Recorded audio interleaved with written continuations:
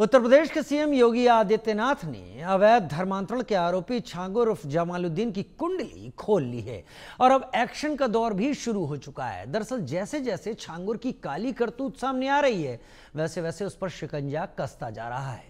उसके अवैध मकानों पर लगातार बुलडोजर चलाए जा रहे हैं। दरअसल इस पर मुंबई से दुबई तक हजारों हिंदुओं के धर्मांतरण का आरोप है। कभी डराकर तो कभी किसी तरह का लालच देकर धर्मांतरण कराता था। चौंकाने वाली बात यह है कि धर्मांतरण के बल पर यह उत्तर प्रदेश की डेमोग्राफी बदलने की कोशिश कर रहा था। अब 7 दिनों तक यूपी की पुलिस टीम इससे पूछताछ करेगी और इसके धर्मांतरण नेटवर्क को लेकर सारी जानकारी एकत्रित करेगी। धर्मांतरण गैंग के नंबर 2 की करतूत भी काफी चौंकाने वाली है। छांगुर उर्फ जमालुद्दीन का राइट हैंड और उसका फाइनेंशियल मैनेजर अहमद खान ही नंबर 2 है। यूपी एटीएस, लखनऊ और बलरामपुर पुलिस लगातार अहमद खान की तलाश में है। छापेमारी हो रही है, लेकिन अब तक वो फरार है। पुलिस का कहना है कि आरोपी अक्सर अपना ठिकाना बदल रहा है, जिससे उसकी गिरफ्तारी कठिन हो गई है। लेकिन हम आज आपको अहमद खान को भी सुनाएंगे। आप सुनिए कैसे खुद को बेकसूर कह रहा है। इसकी एक दो नहीं बल्कि पुणे में 100 करोड़ की प्रॉपर्टी है। पुणे के पिंपरी इलाके में कथित तौर पर धर्मांतरण के लिए कट्टरपंथी ट्रेनिंग कैंप चलाया जाता है और कट्टर इस्लामी विचारधारा की ट्रेनिंग दी जाती है। इंडिया न्यूज पर इस वक्त छांगुर उर्फ जमालुद्दीन और उसके गैंग के सारे राज खुलने वाले हैं। मुसलमान बनाने की साजिश, यूपी में डेमोग्राफी बदलने की कोशिश, निशाने पर गरीब हिंदू परिवार, सामने आया छांगुर का मददगार, लड़कियों के लिए रूम सीक्रेट, अवैध निर्माण मटिया में। यूपी में सीएम योगी आदित्यनाथ ने छांगुर की क्राइम कुंडली खोल ली है। इसके बाद छांगुर बाबा की अवैध आलीशान कोठी पर प्रशासन ने बुलडोजर चलाकर उसे गिरा दिया। बुलडोजर एक्शन अभी रुका नहीं है। जैसे जैसे प्रशासन को अवैध निर्माण की जानकारी मिल रही है, उसे गिराया जा रहा है। जिस आलीशान कोठी को गिराया गया, उसमें छांगुर बाबा अपने सहयोगियों के साथ रहता था। वो यहीं से धर्मांतरण का रैकेट चलाता था। इसके अलावा कई संदिग्ध गतिविधियों को अंजाम दिया जाता था। जिस कोठी को गिराया गया, उसमें छांगुर बाबा सिर्फ विदेशी सामान का इस्तेमाल करता था। उसका सामान दुबई से आता था। छांगुर बाबा ने कोठी के अंदर एक सीक्रेट रूम बना रखा था। वही सीक्रेट रूम जहां पर धर्मांतरण की शिकार बनी लड़कियों को रखा जाता था। हजारों लोगों का अवैध धर्मांतरण कराने वाला छांगुर यूपी में बलरामपुर और आसपास के जिलों की डेमोग्राफी बदलना चाहता था, जिसके लिए वो हिंदुओं को इस्लाम धर्म अपनाने के लिए हर तरह का लालच देता था। धर्मांतरण की प्लानिंग में छांगुर बलरामपुर में बंगले से लगे जमीन पर डिग्री कॉलेज बनवा रहा था। जमीन कम न पड़े, इसके लिए पास की 5 बीघा मजार की जमीन पर भी उसकी नजर थी। वहीं बलरामपुर के बाद आजमगढ़ को छांगुर अपना दूसरा मुख्यालय बना रहा था। अब प्रशासन छांगुर बाबा और उससे जुड़े लोगों की संपत्तियों की जांच कर रहा है। वहीं एटीएस उन लोगों की तलाश कर रही है जो कभी छांगुर बाबा के सहयोगी रहे हैं। जैसे जैसे जांच आगे बढ़ रही है, छांगुर की काली करतूत सामने आ रही है। लालच और भय के बल पर हजारों हिंदुओं को मुसलमान बनाकर यूपी में डेमोग्राफी बदलने की साजिश रचने वाले छांगुर ने अपना मददगार भी ढूंढ लिया था। यह धर्मांतरण गैंग का नंबर 2 बताया जाता है, जिसका नाम है मोहम्मद अहमद खान। छांगुर के राइट हैंड अहमद खान की पुणे में 100 करोड़ की प्रॉपर्टी है और इसका आतंकी कनेक्शन भी मिला है। बलरामपुर निवासी मोहम्मद अहमद खान के खिलाफ प्रदेश के कई जिलों में धोखाधड़ी, फर्जी दस्तावेजों से संपत्ति कब्जाने और भू माफिया गतिविधियों से जुड़े कई मामले दर्ज हैं। ये सभी गतिविधियां कथित तौर पर धर्मांतरण के नेटवर्क को मजबूत करने के लिए की जाती थी। मोहम्मद अहमद खान को छांगुर बाबा का बेहद करीबी और गैंग का फाइनेंशियल मैनेजर माना जा रहा है। कहा जाता है ये छांगुर बाबा के तमाम आर्थिक लेन देन और धर्मांतरण फंडिंग का संचालन करता था। आप मोहम्मद अहमद खान को सुनिए। पूरी बातचीत हम आपको थोड़ी देर में सुनाएंगे। सुनिए कैसे वो खुद को निर्दोष बता रहा है। मेरा छांगुर बाबा से 2023 में बलरामपुर में मुलाकात हुआ और एक जमीन थी पुणे में, उसका संविदा हुआ और उस संविदा का शर्त भंग हुआ। उन्होंने मुझे फंसाने की साजिश रची। मैं उनके खिलाफ पुणे कोर्ट में मुकदमा दायर किया जो चल रहा है। उन्होंने हमारे खिलाफ उतरौला पुलिस स्टेशन, सीओ साहब Utraula, additional SP madam Utraula और एसपी साहब उतरौला के यहाँ एप्लीकेशन दिया झूठी मुकदमे में फंसाने के लिए और उनसे जुड़े लोगों ने उसमें पैरवी की। जांच हुआ, उसमें मैं निर्दोष पाया गया, कोई मुकदमा नहीं लिखा गया। ये उनको कहा गया कि आप पुणे में जाके इस मामले का निस्तारण कराएं। यूपी एटीएस, लखनऊ और बलराम पुलिस की टीमें लगातार अहमद खान की तलाश में छापेमारी कर रही हैं, लेकिन अब तक उसे पकड़ा नहीं जा सका है। पुलिस का कहना है कि आरोपी अक्सर अपना ठिकाना बदलता रहता है। जिससे उसकी गिरफ्तारी कठिन हो गई है।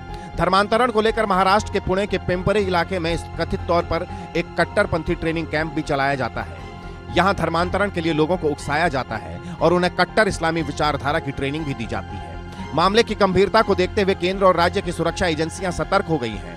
मोहम्मद अहमद खान की गिरफ्तारी को लेकर जल्द ही बड़ी कार्रवाई की संभावना जताई जा रही है। एजेंसियों का मानना है कि खान की गिरफ्तारी में धर्मांतरण रैकेट और आतंकी फंडिंग के नेटवर्क को ध्वस्त किया जा सकेगा। इस बीच यूपी एटीएस लखनऊ के गोसाईगंज जेल पहुंची और छांगुर बाबा और नसरीन को लेकर वो निकल गई। एटीएस की कई टीमें 7 दिनों तक दोनों से पूछताछ करेगी। एटीएस छांगुर के अवैध धर्मांतरण से जुड़ी हर कड़ियों को जोड़कर एक विस्तृत रिपोर्ट बनाकर ईडी को देगी। ईडी पीएमएलए यानी prevention of money laundering act के तहत मामला दर्ज करके इस पूरे नेटवर्क के पैसे के लेन देन का पता भी लगाएगी। जमालुद्दीन और छांगुर बाबा की गतिविधियों के संबंध में मुकदमा एटीएस में पंजीकृत किया गया था। 5 जुलाई को छांगुर बाबा और जमालुद्दीन और उसके प्रमुख सहयोगी नीतू उर्फ नसरीन की गिरफ्तारी की गई थी। आज 7 दिवस का रिमांड यूपी एटीएस द्वारा इन्वेस्टिगेशन के दौरान इन दोनों मुख्य अभियुक्तों का लिया गया है।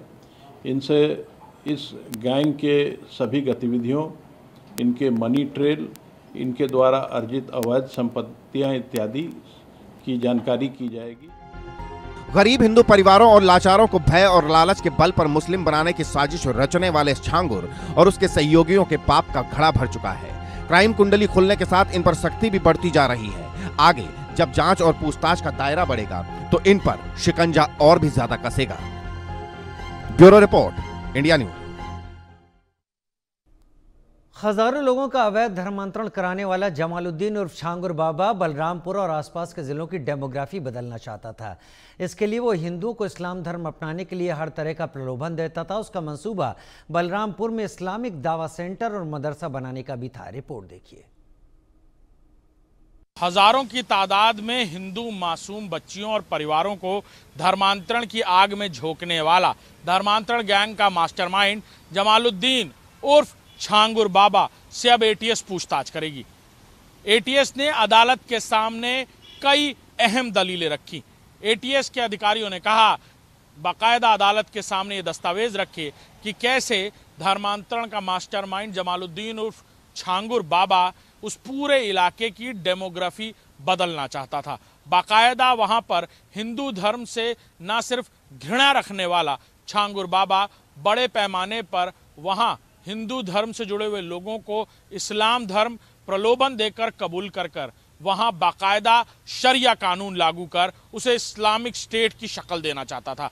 भारत में पूरे देश भर के अलग अलग इलाकों में धर्मांतरण के इस जाल को फैलाने के मंसूबे से छांगुर बाबा न सिर्फ पूरे देश की डेमोग्राफी बदलने के मंसूबे रखता था, बल्कि इसकी शुरुआत वो बलरामपुर से कर रहा था।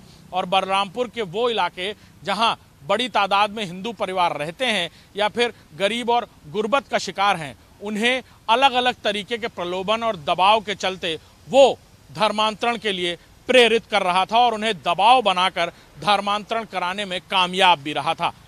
इन सारी दलीलों के बाद यूपी एटीएस के अधिकारियों को कोर्ट की तरफ से छांगुर बाबा और उसकी साथी जिनकी गिरफ्तारी लखनऊ से हुई, उनकी रिमांड मिल गई है। और इस रिमांड में छांगुर बाबा और नीतू उर्फ नसरीन से कई अहम सवाल पूछे जाएंगे, जिनके जवाब के बाद कई सारे और भी बड़े खुलासे होते नजर आएंगे। लेकिन छांगुर बाबा और उसके मंसूबों की जानकारी मिलने के बाद हर कोई न सिर्फ सत्ते में है, बल्कि उसके खतरनाक मंसूबों से खौफजदा है। धर्मांतरण का मास्टरमाइंड छांगुर बाबा और उसकी सबसे करीबी और सबसे पहले धर्मांतरण के इस जाल में फंसने वाली नीतू रोहरा उर्फ नसरीन अब यूपी एटीएस की गिरफ्त में है। साथ ही साथ कोर्ट से यूपी एटीएस ने इन दोनों की रिमांड मंजूर कर ली है और अब आज सुबह 10 बजे से लगातार इनसे पूछताछ जारी हो चुकी है। छांगुर बाबा से शुरुआती पूछताछ में कई अहम सवाल पूछे गए। आखिर कौन लोग हैं जो इस इंटरनेशनल फंडिंग के लिए छांगुर बाबा, जो बिल्कुल पढ़ा लिखा नहीं, उसकी कैसे मदद कर रहे थे? कैसे वो अलग अलग 40 गल्फ कंट्रीज में जाकर घूमा और वहां कई दिन बिता कर आया? जिसके बाद उसकी गैंग के कई सारे करीबी लोग इन अलग अलग 40 देशों में जाने आने लगे और धीरे धीरे उन्हें ना सिर्फ फंडिंग जाने लगी, लेकिन एक वक्त ऐसा आ गया जब छांगुर बाबा और नीतू के अकाउंट में 100 करोड़ रुपए तक भेजे गए थे। इन सारे सवालों के जवाब के बाद कई सारी बातों से ना सिर्फ पर्दा उठेगा, बल्कि यूपी एटीएस अब अगले एक्शन की तैयारी में भी जुट जाएगी। कैमरामैन दीपक के साथ अभिषेक सिंह, इंडिया न्यूज, लखनऊ। रुक कर रहे हैं इस वक्त आ रही बड़ी खबर का, जहां पर जम्मू